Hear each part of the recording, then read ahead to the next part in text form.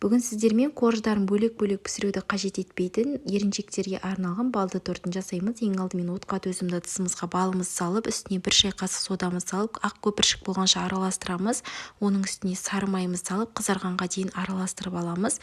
Дайын массаны суығанға дейін қойып, оған дейін 4 жұмыртқаның үстіне шым-шым тұз, қантты салып, жақсылап ақ көпіршік болғанша араластырып, үстіне еріген медымызды салып, жақсылап миксерлеп аламыз. Електен өткізілген ұнымызды салып, араластырып аламыз. Менің формамның диаметрі 24 см. 180 градуста пісіріп алып, ыстық күйінде бірден кольцомен кесіп алдым. Бетінде шыққан төмпешігін бірден кесіп алып, үстіңгі бөлігін астына, астыңғы бөлігін үстіне шығарып, осындай бір келкі торт шығардым. Егер сіздерде кольцо болса, осындай шет жағын қоршап қоятын болсаңыздар, сіздерде бір келкі торт болып шығады. Мінекей біздің тортымыз дайын болды. Өте жұмсақ әрі дәмді болып шығады. Міндетті түрде жасап көріңіздер. Сіздерге ұнайтынына сенімдімін. Астарыңыз дәмді болсын.